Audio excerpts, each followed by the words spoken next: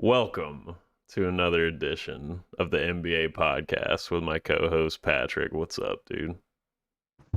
Hey man, how's it going? It's good to be back as always. Yeah, it is good to be back. Things are ramping up. I can't believe we're only 6 weeks away from the season starting. Only a couple weeks away from training camp here, but we're starting to get some more news after a slower month stretch there. Yeah, it's been a pretty eventful couple days. Obviously, starting with a big event that happened last week, which we'll obviously go in depth on the Donovan Mitchell trade to the Cavs, and then a smaller move made today by the Philadelphia 76ers.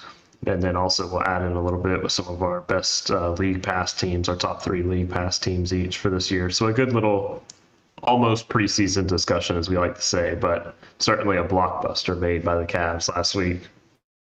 Yeah, and we will get into that, but like you mentioned, we were going to quickly talk about that Montrez Harrell signing. So he signed a 2-year deal with a player option on it.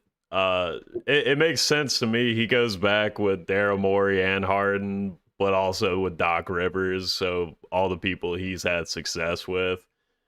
Maybe that'll help him reach heights he was at the Clippers, because he was decent this past year. He was decent for the Hornets, but obviously he just doesn't really bring it too much on defense, and his rebounding leaves a lot to be desired for a center. But he is shorter, so it's kind of to be expected. But he'll give them good depth. He fills out their roster, because I know you like Paul Reed, but it is going to be nice just to have a good center rotation in general instead of just him as the backup. Yeah, I like it for them. Like you said, I think, a championship team, which is obviously what the 76ers are aiming for, you got to have depth.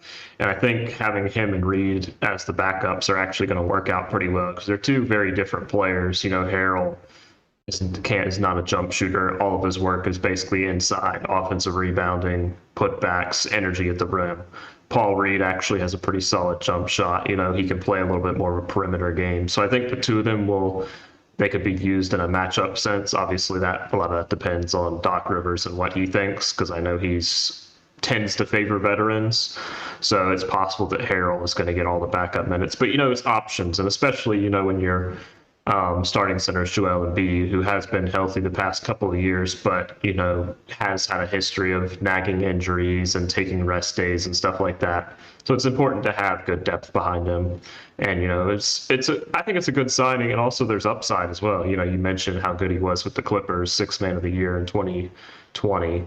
And there's a good opportunity he can repeat that. You look at what Andre Drummond did this year for the Sixers. I mean, he was playing really well for them in that backup role. So I think it's a good under the radar signing. 2 years, $5.2 million. It's pretty cheap as well. I think it's a high upside deal for them, and they don't really lose much by bringing him in to challenge Paul Reed. Yeah, and importantly is that they have PJ Tucker and Daniel House now, and he is a good fit with them since he doesn't really space it, and they do, and they could help with the rebounding a bit, even though they're not great rebounders themselves, but they get about 4 or 5 a game, so that could balance out how he only gets 5 himself.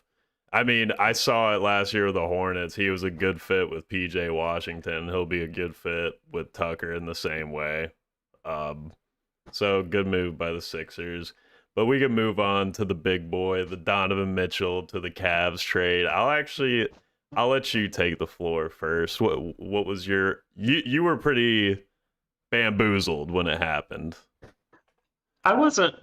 So when you actually sit down and you think about it, it actually makes a lot of sense. It just doesn't. It's When you see the they blew Cavs all were the the Knicks team. smoke in our heads the past few Well, that's months. the thing. Talk about the Knicks. There's talk about the Nets. I mean, I think that had kind of died down because a lot of it was involved in like a Kevin Durant 3-4 team trade and that kind of stuff. But his whole thing has been a lot of people have said he wants to move to New York. So obviously, New York and Brooklyn make the most sense, or possibly a trade to another franchise. The Cavs were never really put in as a team to kind of like compete in the deal.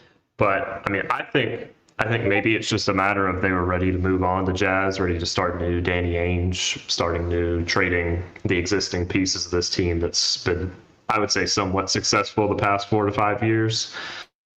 Because to me, I think the Cavs have done very well here. So, if in case you haven't seen the trade, Larry Markkinen, Oche Agbaji, I probably Ochai butchered his Abaji. name. Yeah, the rookie from Kansas, I believe, and then Colin Sexton and three unprotected first round picks in 2025, 2027, and 2029, then pick swaps in 2026 and 2028.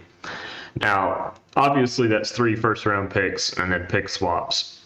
But I really like this deal for the Cavs because they didn't really give up huge parts of their core. Yeah, And when I say, this was the most important thing. Sorry to cut you off. I just really wanted to hit on this part with the trade. It is that the fact that these were the players that they gave up, these were almost like problem children for them. They could have been useful players, but Sexton, there was questions of his fit with Garland. Or would he be demanding the ball too much or cause a stink as a sixth man? Lauri Markkinen, they just picked up last second. Granted, they gave him big money, but this was why, so they could fit him into a trade. And Abaji, just like Walker Kessler, I was telling you about on draft things on Reddit and stuff. I saw a lot of people skeptical about his game, so him and Kessler were the two that I saw a lot of doubt about. So to me, that's giving up three like real uncertainties, and you're getting Donovan Mitchell, and then the picks, whatever. yeah, well, it's one of those things. I mean, obviously, three first round picks, but the latter ones, 2027, 2028, and 2029, 2028 being a pick swap, obviously, maybe a little more concerned there because, at that point, Mitchell's going to be a lot older, some of that core, but at the same time, I mean, it's not like he's that old. And then you have Mobley, obviously, is very young. Jared Allen's still somewhat young. Garland is still really young.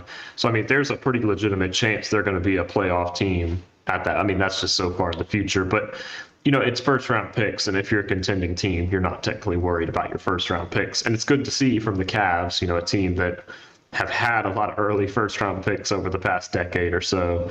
But I agree with your point there. Larry Markkinen, I did think he actually played pretty well last year, He did. but the fit is just questionable next to Mobley. They made it work this past year with Markkinen technically at the three or Mobley at the three, whichever you believe. But I don't think it was going to be a long-term great fit with Agbaji. I mean, it was one of those things. I saw some of the comparisons. Some people are saying like Buddy Hield, which is, I don't necessarily agree with. Some people are saying like Jay Crowder. I don't necessarily see either of that.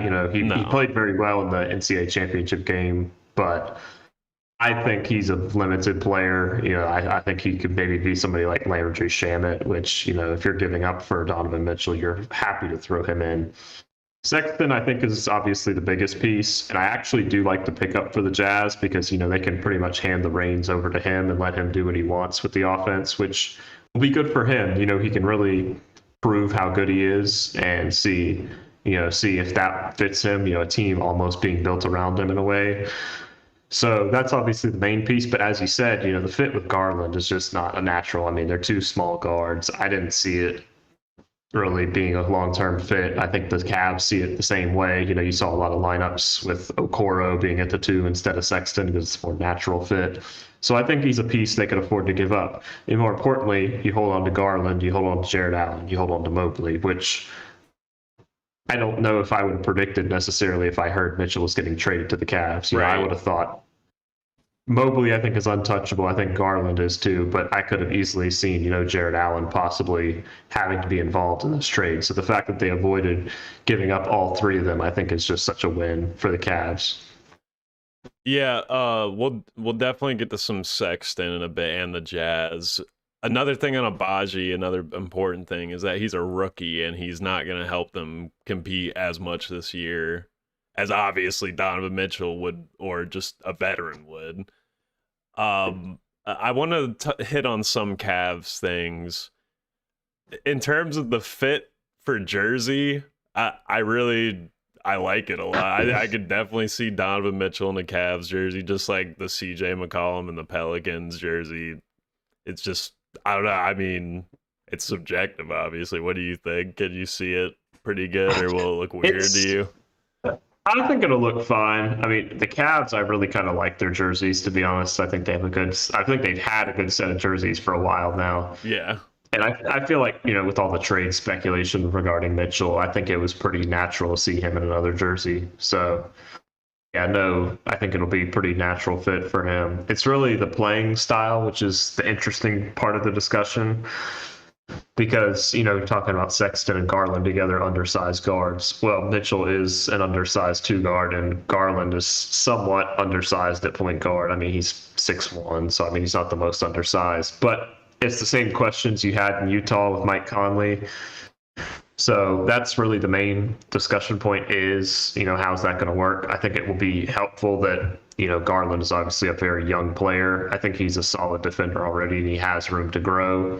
And then also, I think with what I can tell, the lineup's probably going to have Isaac Okoro at the three, which is going to help massively because I think he's better than any defender on the Jazz So throughout I Mitchell's don't know. tenure there. I actually think Osman might have a pretty good shot because he might not be the defender Okoro is, but he's a 35% 3-point shooter on 8 attempts, while Okoro was only 34% on 3 attempts. And I feel like that spacing is going to be really important considering Mobley didn't really shoot it from outside. Maybe he can a little bit this year. But obviously, Mitchell and Garland, you're not worried about them spacing it out. But I feel like that piece in the middle, you're going to want to prioritize spacing because of how much Mobley and Allen can cover for you on defense.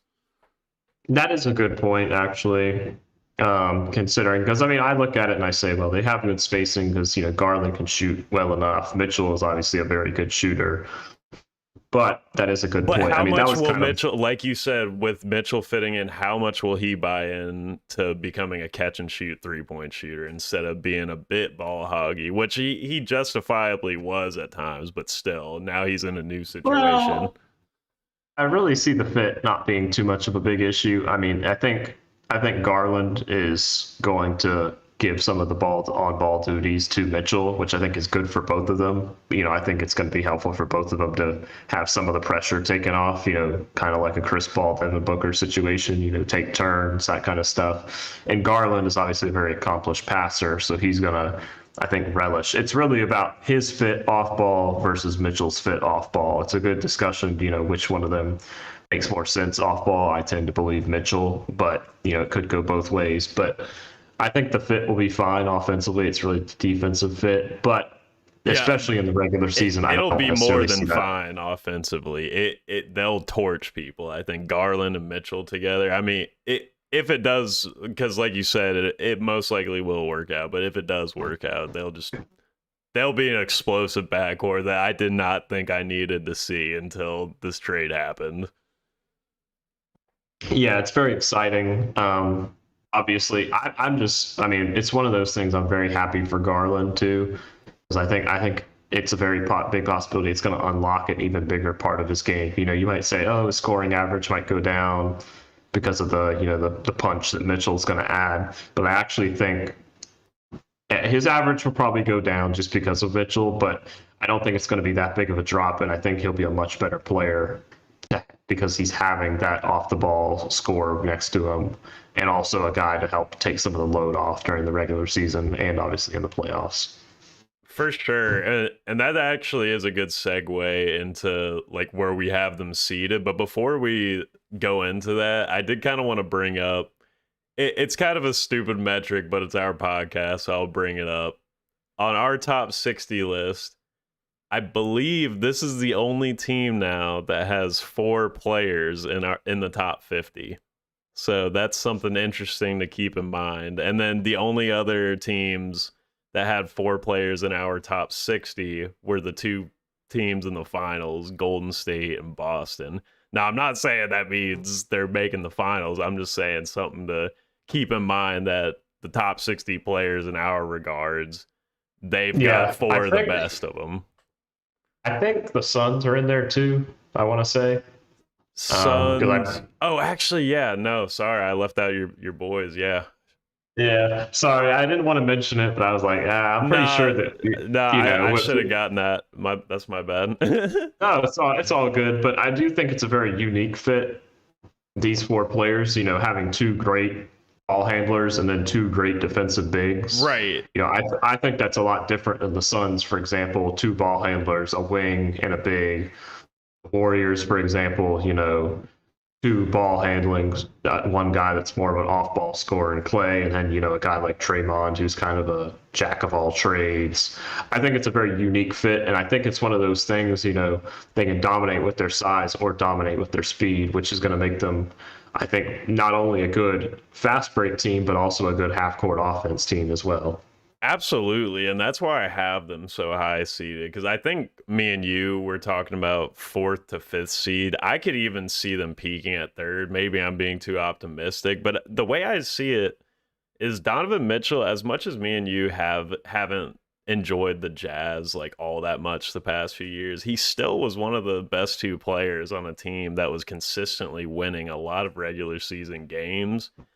Like I said, those four high level players and the points you're bringing up of how they play, like it is a mismatch nightmare for even like the Nets, for example. They don't have great bigs to defend that interior attack of Jared Allen and Mobley. And then they don't have guards to really stop Garland and Mitchell. So I like Yeah, that in their favor for regular season and playoffs. So I where do you mean, have them at the end of the day? so it's a tough debate. I think at the moment I'm going to have them five, and that's because to me they're below the Celtics, the Bucks. I'm going to say the Sixers, and then the Heat. The Heat and the Sixers are the two that are pretty debatable. I know you have them above the Heat, if I had to guess, but I am a little bit higher on the Miami Heat, especially as a regular season team than Oh, I know others. you are. Yeah, I know you think I'm a closet Heat fan, which is slightly possible, but I mean they were the one seed last year, so I want to give them a little bit of credit. But the one thing that is important when talking about the Cavs, you talk about the big four, and then let's just say Osman and the starting five. Looking at their bench, Rubio, Okoro, Kevin Love is still there, Dean Wade is still there. There are some useful players off of their bench, especially and for me. Also, Karis LeVert, I believe. I believe he's still on their roster. Yep. These are very useful players coming off their bench, With like all LeVert. unique skill sets too. Yep, and then obviously, they have Luke Cornett as well, which is I'd be uh, mistaken to not mention him. But jokes aside, Dean Wade can be a productive player, Oh yeah. obviously. But the main one's Kevin Love. I mean, Kevin Love looked great last year for them, and also it is a possibility with some of the players they traded away. Maybe they look to sign. A veteran like I think Dwight Howard is still available. Maybe you see somebody like him brought in to back up, be a more natural center backup to Jared Allen. They still have the possibility to add more players as well, but mainly the core of Rubio and Okoro and Levert and Love off the bench. Those are four very good bench players that could actually start for several teams in the NBA. And then uh, probably their biggest concern is that wing position, the 3 and D spot, because like the Sixers, they did such a good job addressing that this offseason. The Celtics, they have the two great wings. So my question is, do they use that Kevin Love contract? Do they use some of these players to try and get a player like that? Because they have used like all of their first round picks in both of these trades for Karis LeVert and then Donovan Mitchell. So I'm interested to see how they address that and if Osman and Okoro does enough for them, but I'm not too sure about that if they want to keep up with some of these teams. Or maybe they're looking at this year as like, let's see how good we could be with this roster, and then we'll upgrade next off season.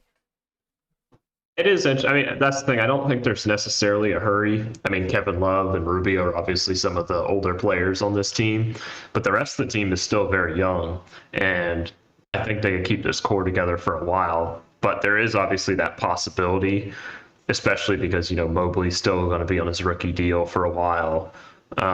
And Jared Allen is on a pretty favorable contract at the moment. So, Garland's obviously getting paid, Mitchell's paid. So those are your two big contracts. But you could theoretically fit in a good young player or a good, 3 and D, more of a 3 and D specialist. Because I think Osman, you have the three, but not necessarily the D. Cora, you have great D, but really limited offense. So maybe, you see a way where they can find somebody to more give them both of those skills, which would really complete their starting five. Yeah, for sure.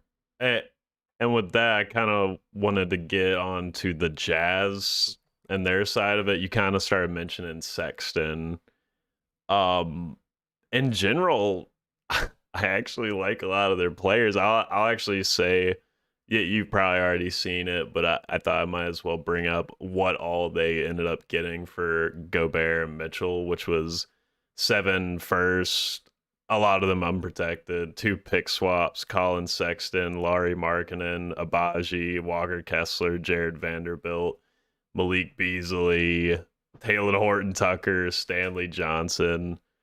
And then you already know they have vets like Boyan Bogdanovich, Mike Conley left over. So they'll probably be trading a lot of these players. But with what they do have left, I kind of like what I'm seeing. And what do you think about how Mitchell and Gobert got so much back? Because, like I said, me and you weren't the highest on the Jazz the past few years, but those two were the engine of a really successful team. So besides the fact that Danny Ainge is such a good GM, it makes some sense that they got a lot for him. Yeah, it's interesting. The picks obviously are probably the main source of value, but especially from the Timberwolves trade, I will say, however, I do like Jared Vanderbilt very much. I think he could be a very good player for a winning team too. However, I think the Jazz will look to hold on to him. Malik Beasley, I think, can be a good player as well. I just don't know what his exact fit is. I think he's a little bit redundant with Jordan Clarkson on this roster. Of course, I think And it's Colin very Sexton. well, it is true, but Sexton has a little bit more of a role as a true natural point guard. But yeah, I do understand that fit, which I think is why Jordan Clarkson is probably pretty likely to be traded to a contending team. Selfishly hoping for the Suns, obviously. Right. I really, I said it was a good deal for the Cavs. I really don't think it's a bad deal for the Jazz. It's just a matter of, which I'm going to bring up an article here that I saw.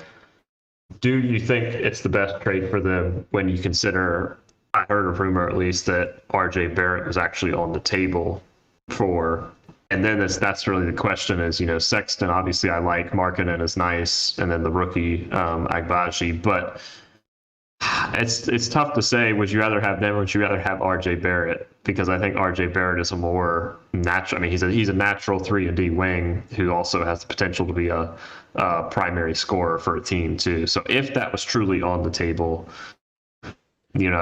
that's really the question. But I do think it's a decent package for them, especially with the picks. And I think when you combine the two together, it will give them a good start. It's just a matter of who's going to be that primary star for them now. Because I don't think Sexton, even if he performs up to his expectations, I don't think he's going to be that guy. And I don't see anybody else on that roster being able to do that. Well, I'm of the mind that you take the package with the worst players, more picks in the situation of the Jazz because you're trying to tank hardcore for Wembayama. Because me and you like RJ a lot. I think he'll get you a little too many more wins than you would want, and then you'd be shutting him down SGA style. Maybe he's unhappy, and maybe you don't want to pay him because you like him, but you don't like him that much. That's the start of your rebuild. So I get why they chose this package for sure.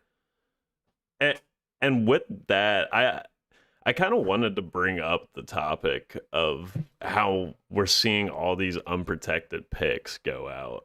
What's your thoughts on why this offseason we're seeing teams so willing to give up so much? Well, I think part of it is really the contract situation of some of the players that have gotten traded, especially in the case of Mitchell and Gobert, both on very expensive deals. And players, teams not really having the salary to match. You look at the deal with the Timberwolves, the salary they made up was with Malik Beasley, Patrick Beverly. I believe those were the two main pieces of salary, unless I'm missing somebody. And then obviously like Walker Kessler, you mentioned, and Vanderbilt, but they're both on relatively cheap deals. So because of that salary, that package without the picks, as I don't want to say it's a laughing stock of a package, but it's not a very good package at all. I do think, I still do believe the Timberwolves gave up quite a little bit too many picks. I think 3 picks instead of 5 would have been a more fair trade. But when you're going to acquire, maybe the best defensive player in basketball, so you're going to have to pay a premium for that. So I don't necessarily mind that for them. I do think it's mainly salary related, though. It's just that the players that have the salary just don't have the value to be traded, and that's why you're seeing some players packaged together with less value, and then because there's less value involved, you're going to have to add more picks. No, that's actually a really good response and a really good point. That wasn't even on my list of reasons, but I probably would have gotten there soon enough. But not only with the point you're making, which I like with the trades, but the fact that Gobert and Mitchell, these were players on longer contracts. They have 3 years left after this year, I believe. Um, so you're gonna have to give up more because you're going to have them as centerpiece for a while. And then, like you say, it does leave the question: should the NBA look into how trades work and the fact that the Timberwolves have to gut some of the role players that got them where they were, even though the Jazz don't even necessarily want them, but they just have to match salary. Obviously, it's good to have restrictions, but maybe they'll have to look into it a bit more in the future.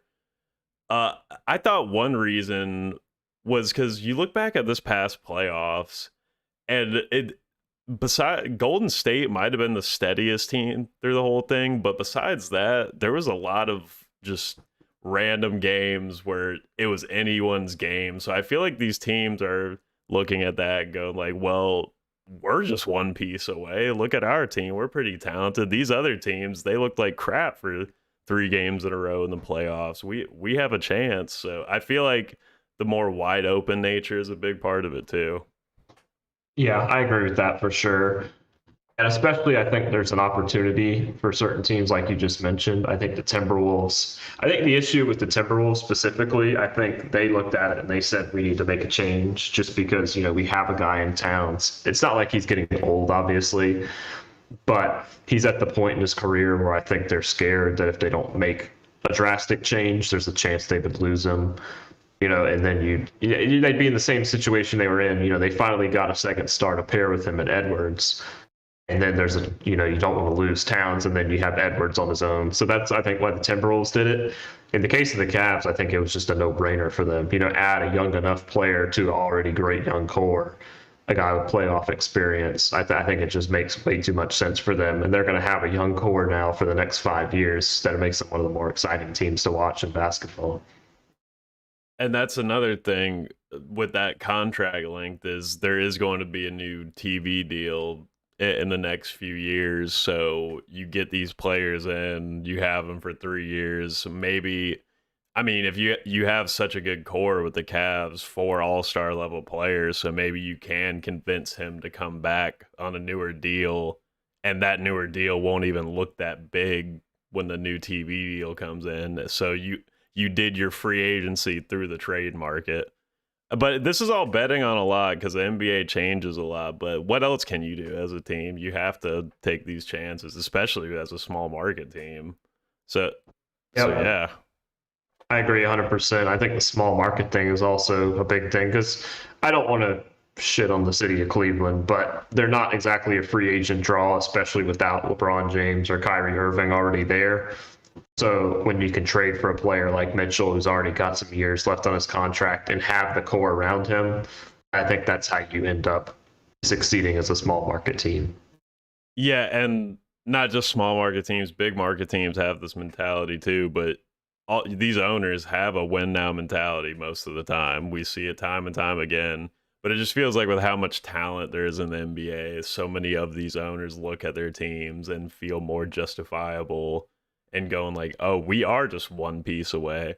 Which, like you said, for the Cavs, that's probably justifiable when you look at how talented they were and how many wins they did get with how many injuries they dealt with. That included Sexton, Rubio, and Jared Allen.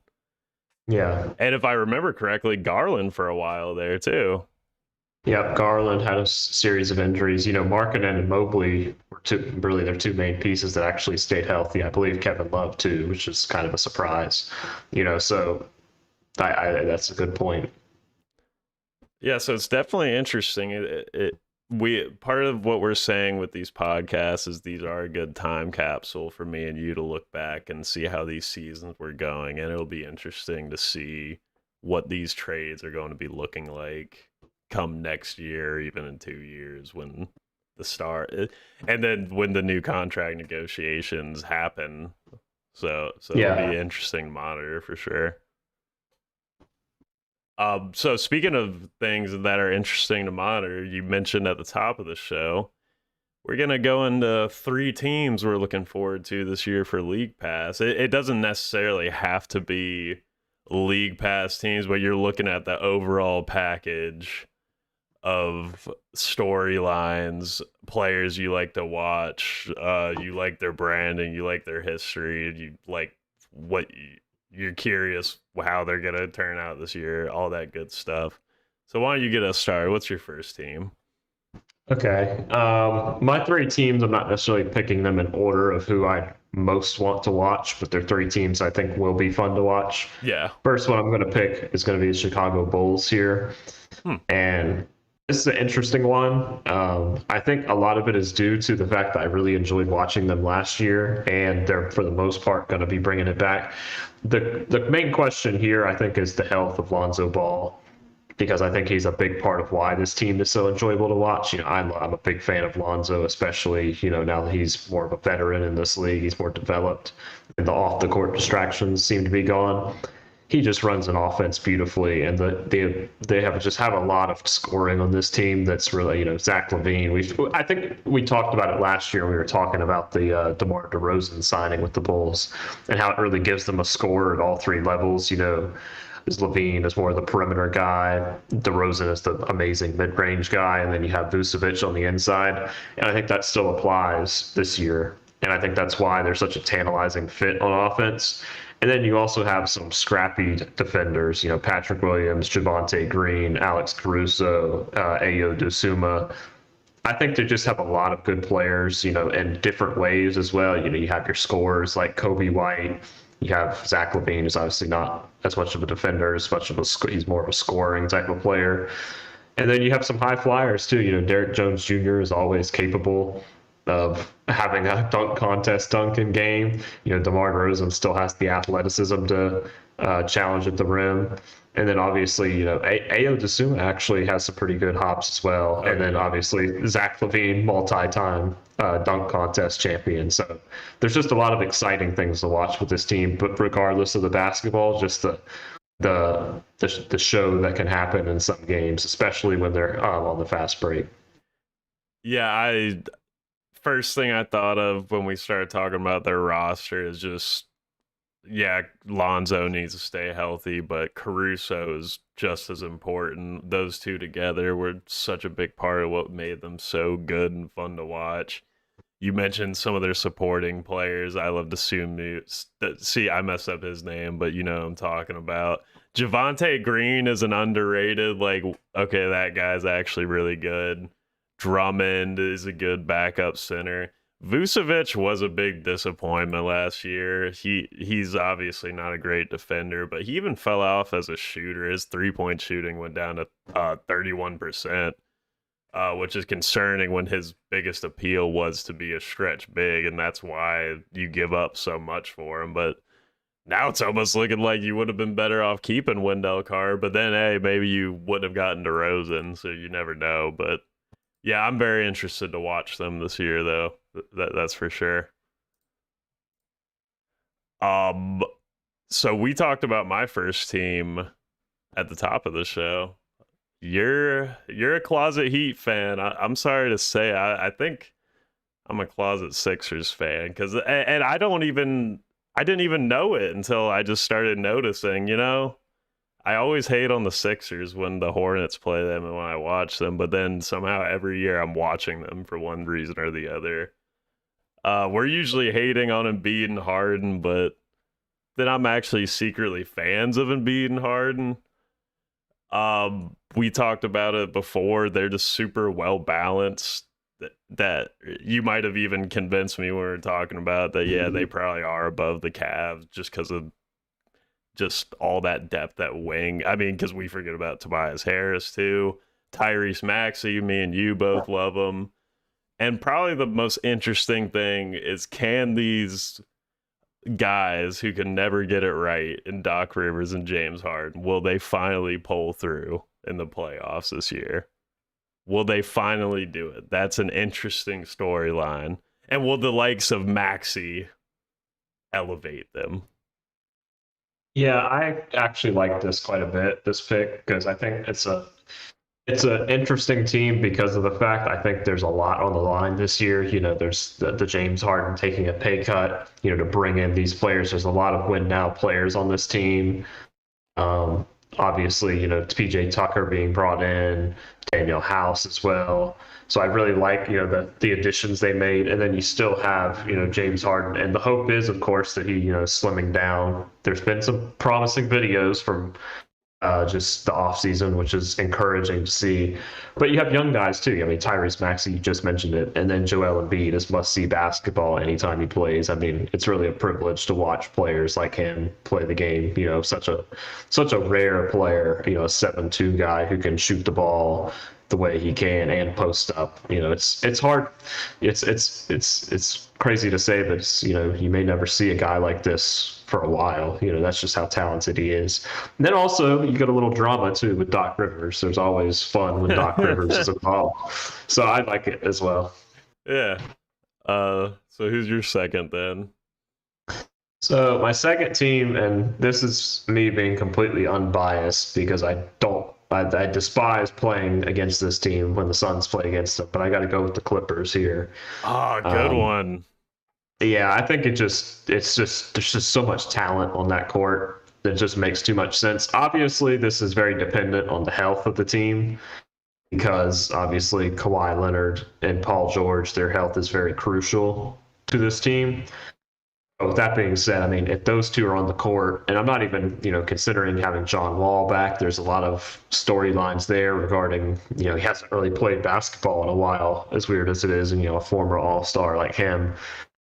You have a lot of egos on this team with John Wall and Paul George. Obviously, Kawhi is not really an ego, but there's a lot of mouths to feed, but also there's just beautiful. Kawhi Leonard is just one of the more beautiful players to watch. Paul George, we've talked about how clean his jump shot is. He's just a really good player to watch, even though I don't like him very much. And then Zubats is a good player in the middle, and then just the wings: Batum, Covington, Powell, Marcus Morris, yeah, Terrence Mann, Beer Coffee. I mean, there's just so many wings, and then also Reggie Jackson too, who I like quite a bit. A guy who I think really has played well for the Clippers since moving over there, becoming a much better scorer and doing it more efficiently. So I think it's a very good team to watch. It's just a shame that they're one of my chief rivals.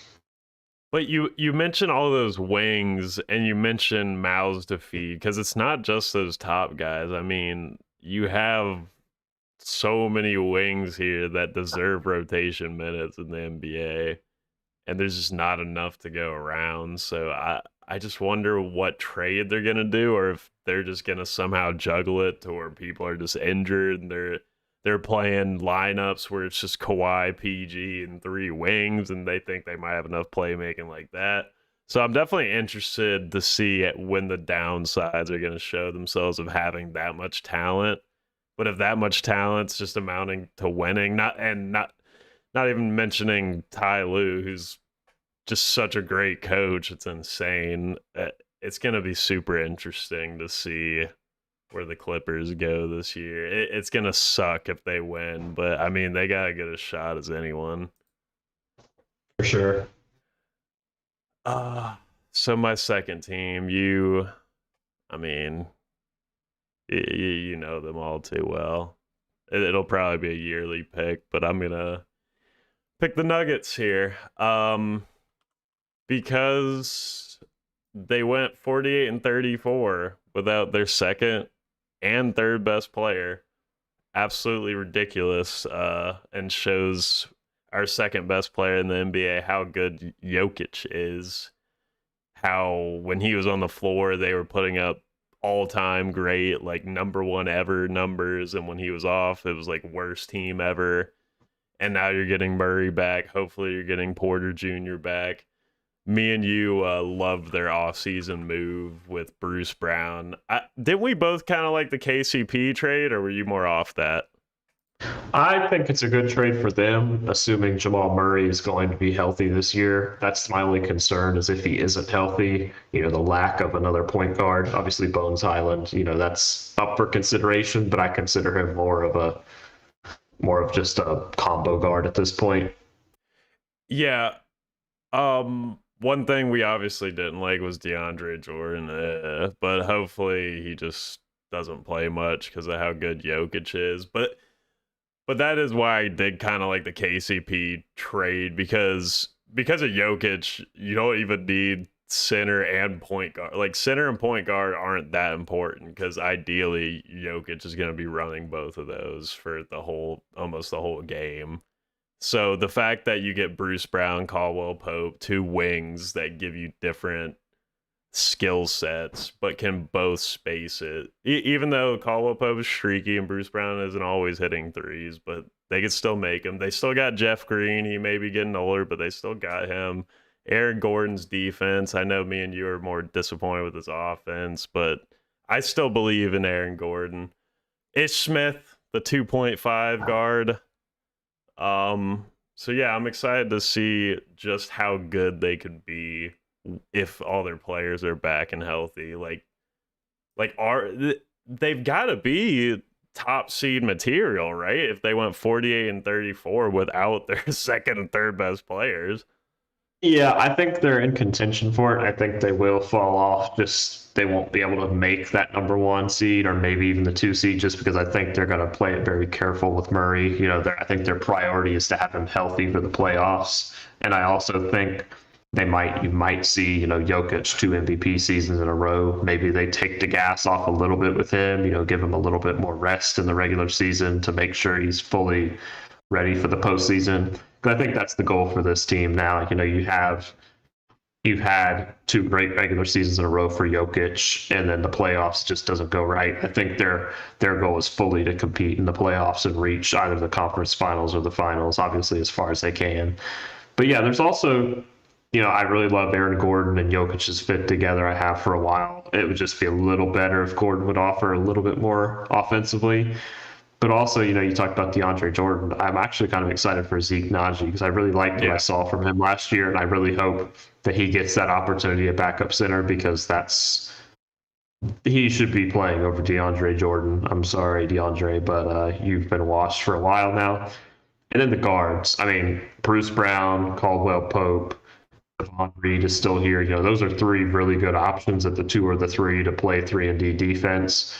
And then obviously it'll just come down to point guard. But Bones is also a very fun player to watch. I really enjoy watching Bones Highland play basketball. So, and then of course Michael Porter Jr. The health of him, but it sounds like he'll hopefully be ready for the regular season. So also some great 3-point shooting from him will help this team. I'm seriously like envisioning a lineup right now, with like Murray, Bruce Brown, Caldwell Pope, Aaron Gordon, and Jokic. Like I feel like that is so well balanced on offense and defense, and not with the crazy firepower of Jokic. Man, I'm actually that even talking about this right now is getting me excited to watch this team. Ooh, so you're on your last one then. Yes, and this is going to be one that's going to surprise you a lot. But I'm really buying into the whole drama factor here, Ooh. and I'm going to pick the Brooklyn Nets here. Okay. And, the drama factor is, I think, pretty well known. Obviously, very strong rumors of Kevin Durant wanting out. Sounds like he's decided to stay for the time being. There's the whole Kyrie Irving situation. You still have Ben Simmons on this roster, which, could go one of two ways. It's very debatable. But when you actually put them all on the court together, especially in a regular season environment, Kyrie Irving, Seth Curry, Ben Simmons, Kevin Durant, and Claxton at the 5, or Royce O'Neal, or TJ Warren, or Joe Harris, or Cam Thomas, or Patty Mills. There's firepower all over this court for them. And that's really what I'm picking here is the offensive ability of this team. I think their offense is going to be so free flowing. Hopefully, obviously, the questions are about Steve Nash as a coach. I think with the talent that is on this court, and then obviously generational player in Kevin Durant, I've never turned down an opportunity to watch him play basketball, and I think he's going to have a point to prove this year. I think we might see one of Kevin Durant's best years in recent times, and so I mean that's really what I'm signing up for here is the offensive ability of this team, especially in the regular season when defense doesn't necessarily matter. I just really, really, really, really, really 20 reallys hope that these guys will actually play this year because yeah, the on paper of Ben Simmons, Katie, Kyrie, put a couple shooters and Joe Harris and Seth Curry around them. That's just like, gosh, that feels. It's just crazy how many good teams there are. But yeah, no, I'm totally with you. I'm interested to see if they can work this out and like, and yeah, the drama of it. Will there be these crazy storylines, or will they just start winning games and that'll kind of go away? So yeah, definitely super interested in them too. We'll be watching a lot of them, and that brings me to my final team, who we've talked about a fair bit, and you probably guessed, but I just gotta go with the Timberwolves. What's I think it's fun when we did something like this last year. I think Nuggets and Timberwolves were also on my list, but hey, some things never change. Um, so they were 46 and 36 last year, and it's another thing with the Nuggets. Just like how good can they be with Gobert? Like, will the fit even work? Will it be that good? Will Anthony Edwards elevate his game? Will Jay McDaniels elevate his defense even more? How much will Nas Reed? How much Nas Reed will me and you be able to enjoy with two big men already in the starting lineup? I love all their depth pieces: Austin Rivers, Bryn Forbes, uh, just up and down the roster. I'm liking what I'm seeing a lot, and I just like to watch them a lot because Cat, all time great shooter, Anthony Edwards, Kermit Wilts, he's awesome. Um, but yeah, I'm preaching to the choir here, I think. Yeah, I mean, there's reasons obviously to love watching this team. Number one for me is Anthony Edwards. I just think he's one of those players you just love to watch play basketball. There's a lot of question marks, about his consistency maybe, but I think he's really going to take a step forward this year. And like you mentioned, you talk about some of the role players. One of the guys that I do enjoy watching is Kyle Anderson. He's such a unique Yes, style of yes. play. He's kind of just one of those guys there's nobody like him in the league, the way just the way he is. And so having him add to this team adds one of those guys. We love Nas Reed, so obviously I love watching him play. And like you mentioned, I mean, Karl Anthony Towns, maybe the greatest shooting big man ever. There's debates over that kind of stuff, but he's he's incredible from beyond the arc, and he's going to be asked to do more of that this year. And then obviously the fit. I mean, that's really going to be the interesting thing.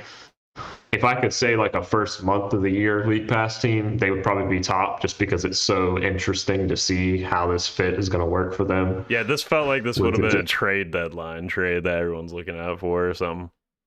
yeah, but I think it's definitely a good pick. Like I said, mainly because of Anthony Edwards and then obviously Karl Anthony Towns as well. And I think what's super important is they've got shooting, they've got athleticism, they've got defense. They pretty much got it all. I know some people are concerned with D'Angelo Russell as their point guard, which I'm not like over the moon about. I'm still a D'Angelo Russell fan, but you could definitely be doing a little better. But probably the most important thing is rebounding is probably my favorite stat to look at because I guess it goes back to that Thunder team in 2016 that was leading the league in rebounding. That was like just such an enjoyable team to watch because of their size and everything. And this Timberwolves team should be the same kind of way. Like they'll either be first in rebounding or top 3 or top 5 or something. Because it's not Oh, just the yeah. two bigs, but like you said, Kyle Anderson, Jay McDaniels, Anthony Edwards. I mean, they got rebounded all over the place.